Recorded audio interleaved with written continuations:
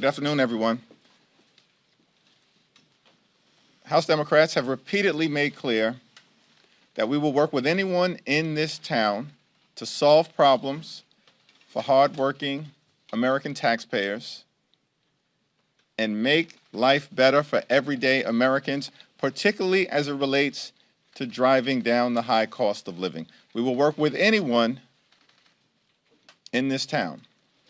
At the same time, we, of course, will continue to push back against far-right extremism that is hurting the American people, and we will continue to keep it real with the American people. House Republicans don't appear interested in working for everyday Americans and solving problems for hardworking American taxpayers. Why? Because they are working for Elon Musk and doing the bidding of an unelected, unaccountable, out of control billionaire puppet master.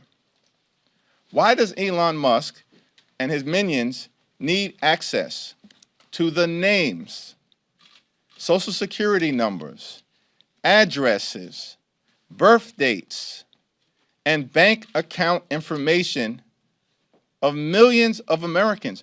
Why does he need that information? What are they doing with it? And why aren't House Republicans stopping them? They're not stopping them because they're not working in the best interest of the American people. They're simply following far-right extreme orders. That is why we are introducing the Taxpayer Data Protection Act to shield the American people from this out-of-control power grab permanently,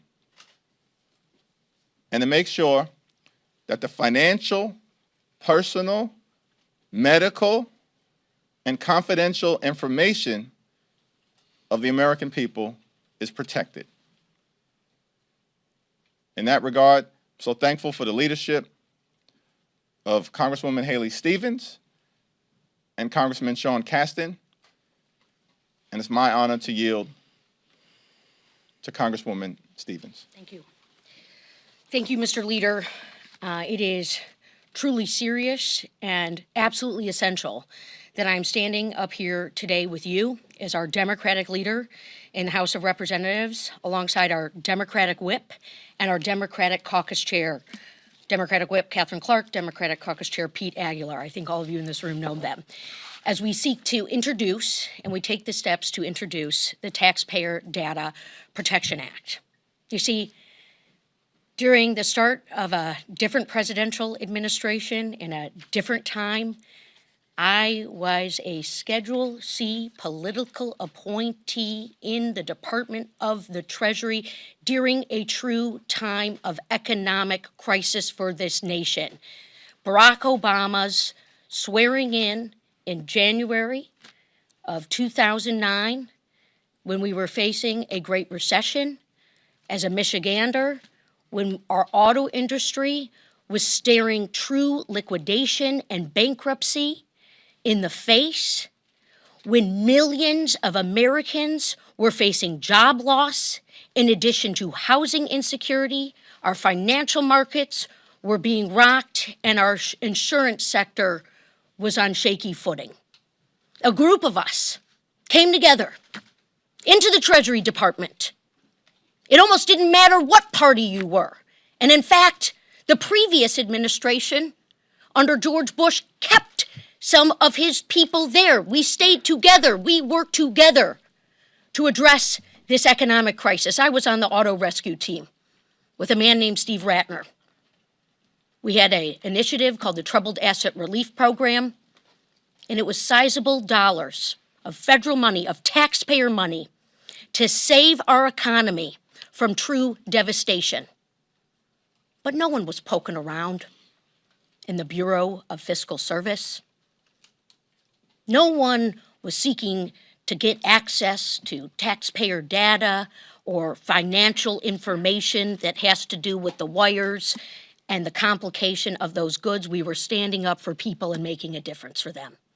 So this Taxpayer Data Protection Act, which will push back against these alarming and potentially illegal actions that are taking place, these headlines to the American people are alarming. They are absolutely alarming. The news writes them, but the headline is that Musk has your data, that Musk has control of the systems. As a Treasury appointee, that is unfathomable. That is totally unbelievable and wrong. So our Taxpayer Data Protection Act will seek to make sure that the payment systems don't have reckless interference, that those who have access to them can't just be a special appointee, a political appointee, as how we schedule the appointees. No, it needs to be overseen by someone who has the top security clearance, who has the credentials, who doesn't have the conflict of interest. We love our country and we want what is best for our country. And you heard our leader say it true.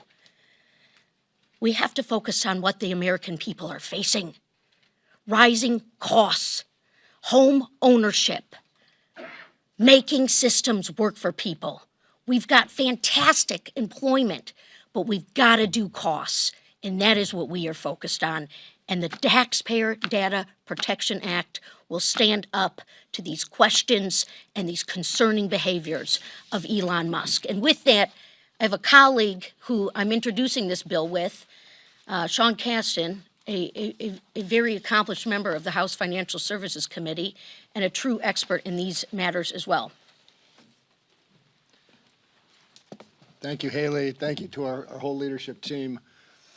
Days like today make me so proud to be a Democrat.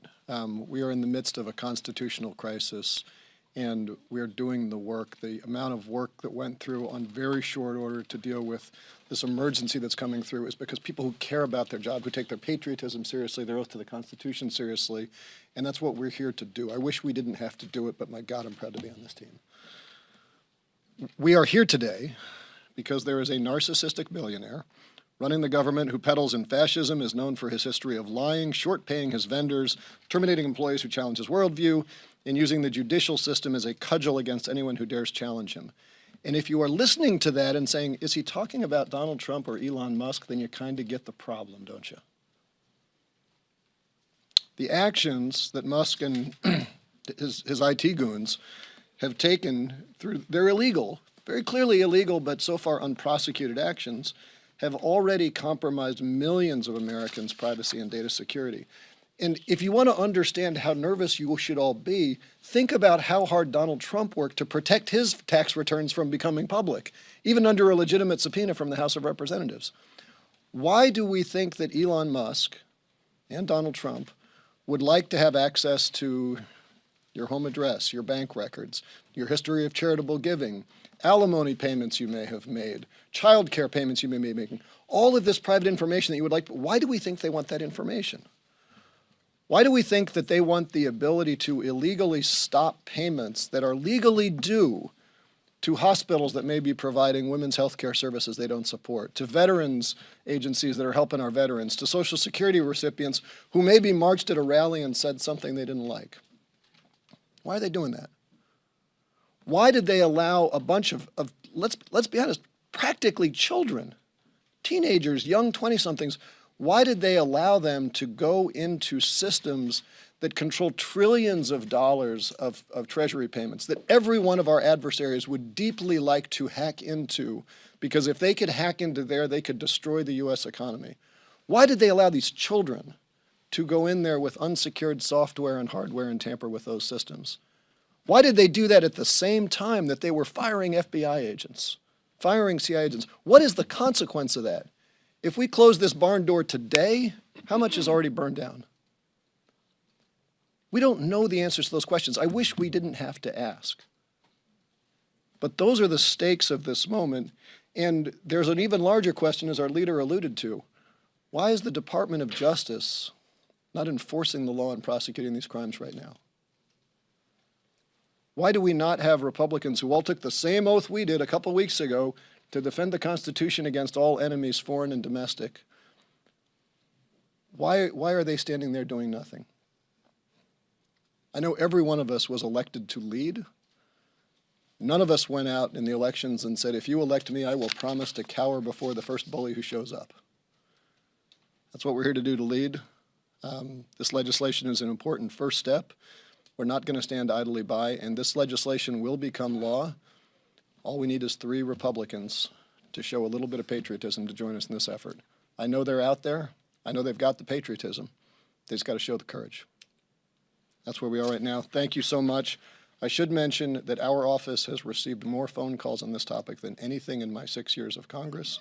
And I say that only because if I leave here early, it is only because we called a telephone town hall that's starting in about 30 minutes, and I have to be talking to people because they are all deathly concerned about what this means for them for all the reasons that I articulated. Hopefully I'll be able to stick around for questions. In the meantime, turn it over to our wonderful and talented Whip, Catherine Clark. Thank you so much. And thank you, Congressman Caston and Congresswoman Stevens, for bringing us the Taxpayer Data Protection Act, because this is going to address the deep anxiety across the country about Elon Musk hacking into Americans' most personal information and the illegal cutting of federal funding for critical services. Last week, I received a note from a public school teacher in my district. She was very concerned about what's going to happen to education and federal funding for her school. She worried about the grants that might not be there that help provide special education services in her school and across this country. She worried about the school lunches not being available for her students that need them. But the thing she told me she was worried about more than anything else, she wrote, as a citizen of the nation, I am even more concerned about the overt power grab and overreach we're seeing from an unelected billionaire. I've heard the same thing from Head Start caregivers, from veterans and firefighters, from nurses and doctors at our community health centers, from seniors watching Elon infiltrate their Social Security and Medicare information, calling our office terrified, wondering if they're going to get their next Social Security check. The American people are paying attention. They have watched Republicans not just stand in silence, but cheer on the illegal actions that are going to make their lives harder, more expensive, and compromise the security of their personal information. All the while enriching further Elon Musk. Democrats are fighting back with everything we've got, and we will use every tool at our disposal to protect the interests of the American people, to uphold the Constitution, and guard everyday families from this Republican billionaire's first agenda. Elon can buy a lot. He's the richest man in the world. But the American people and their security is not for sale. If House Republicans believe that the federal government belongs to the people, that the theft of taxpayer money is wrong, then they will join us in bringing this legislation up for a vote. In the House, it takes 3 patriots to speak out for their constituents and to stand up for their country, to stop stealing from the deserving, to further enrich the billionaire class. 3 GOP members can end this today. And now I'll turn it over to our distinguished chairman of the House, Pete Aguilar. Thank you, Whip Clark and Leader Jeffries, and I want to thank the leadership of Haley Stevens and Sean Caston for introducing this bill, because House Democrats will not sit by as an unelected billionaire with controversial ties to China is given access to the most sensitive personal data about the American people, and to potentially use that data to illegally cut programs that are vital to our national security just to help pay for tax cuts to benefit his own bottom line. We will not stay silent as House Republicans surrender Congress's constitutional power in order to allow MAGA extremists and conspiracy theorists to continue. We know that our colleagues on the other side of the aisle are just as outraged as we are, but they have to keep quiet out of fear of retribution from the MAGA extremists. We only need 3 Republicans with the courage of their convictions to join our efforts to protect the American people from this extreme and illegal overreach. Today, they're illegally gutting USAID, which prevents China and other adversaries from expanding their influence. But tomorrow, it's your health insurance. The next day, it's your mother's Social Security check. This is not what the American people voted for. The Taxpayer Data Protection Act will rein in the corruption we're seeing at the White House and put an end to this chaos. Turn it over to Leader Jeffries. On-topic questions? Thank you, Mr. Leader. Can you help me understand how this connects to the bill that you discussed with Leader Schumer the other day? Is it the same? Do they complement each other? Can you just help me clarify how this bill connects to what you? Yeah, it's our expectation that Leader Schumer and Senate Democrats will introduce a companion bill shortly. We believe that the unlawful access to sensitive and financial information for hardworking American taxpayers has to be stopped. And we know here in the House, unfortunately, that the House Republican leadership has demonstrated no interest in reining in this out-of-control behavior. Here in the House, all it takes are 3 Republicans to join with us to protect the American people. Leader Jeffries, in addition to this bill, what do you see as the options that Democrats have to push back on Elon Musk's efforts and Doge's efforts?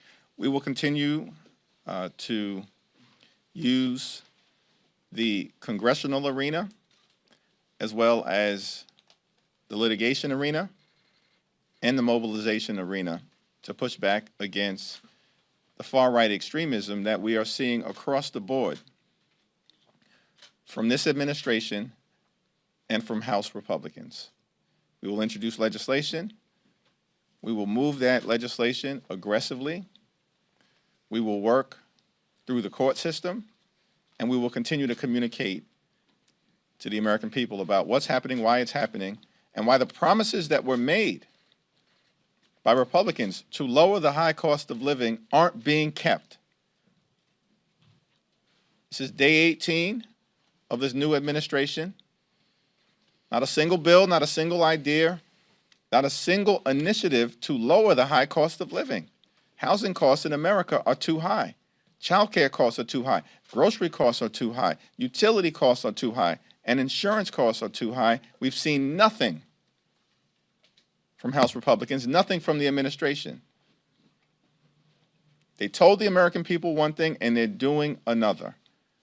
And they're not even stepping in to protect the best interests of the American people, which is why the Taxpayer Data Protection Act is so urgently needed. Thank you, Mr. Leader. Can you attempt to answer your own question that you and Mr. Kasten posed, which is why is Elon Musk accessing all of this data through the federal agencies you mentioned, names, social security numbers, medical records, things like that? What is your worst fear here about why he is doing it? It's a great question. I'm going to yield to our 2 sponsors. Well, certainly we need that answer, but we know that we need the protection. This is uncharted, unprecedented ground. I'm telling you as a former Treasury person. I mean, I was there during an actual crisis, not a self-inflicted crisis. We need the answer to why he's doing it. We need our legislation. We need this Taxpayer Data Protection Act.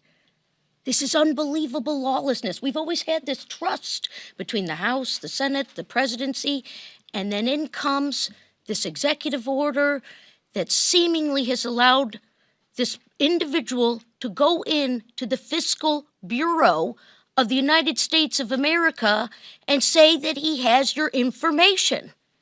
while people are struggling to pay the bills. Let's be honest, as the leader just said. So, yes, all they need to do is we got to have 3 join us and get this bill passed. And by the way, my friends, the first Friday of this month is tomorrow. Jobs numbers are coming out. We didn't see a slip for the last 4 years. I just want to just talk about what I'm truly afraid of, and I'm saying what's happening. And to give some context, I was talking with one of my Republican colleagues and friends not long ago, and I said, what would it take for you to stand up to Donald Trump? And the immediate answer without a moment's thought was, how'd that work out for Adam Kinzinger? There is a deep fear of what a bully will do.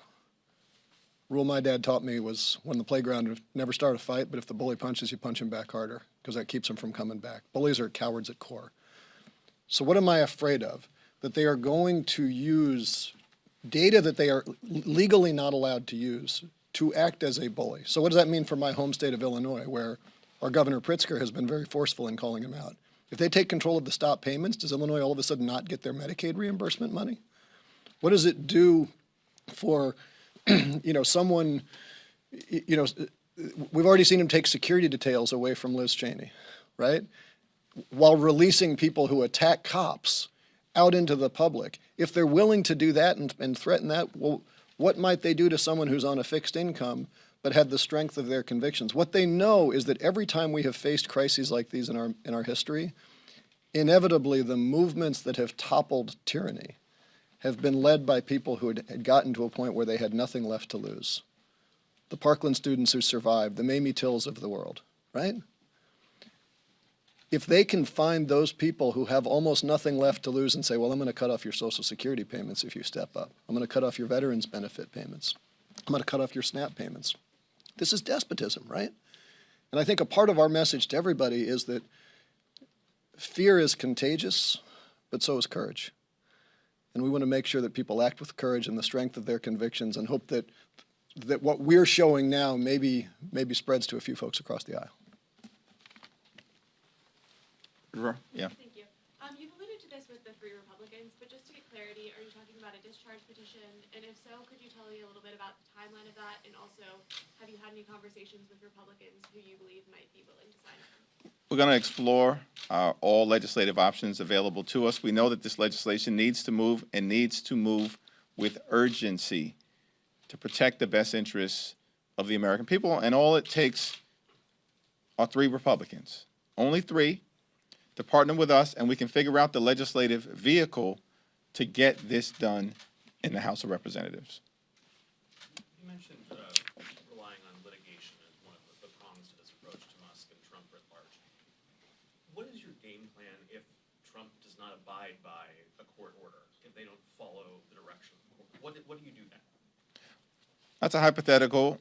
The lawyers are working through those dynamics. That's always a question that litigants have to confront and be prepared for. But we've seen the Article III federal court system hold to date, and it's my expectation that the judiciary will continue to hold the line in the best interest of the American people, as will House Democrats in the United States Congress. Thurber? Is there something that can be done in the more immediate moment? This bill seems to be either preemptive or preventative, or a combination of those 2 things. What can stop Musk and this imposition of his perceived authority right now? Is there any mechanism? What we are seeing unfold is an unlawful power grab by a unelected and unaccountable billionaire puppet master who's pulling the strings of House Republicans and apparently the Trump administration. So it's an all-hands-on-deck approach on behalf of hardworking American taxpayers.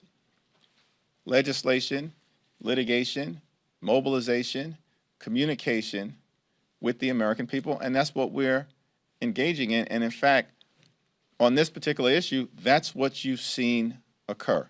People have showed up at the Department of Treasury. We're moving litigation. We're speaking about the threats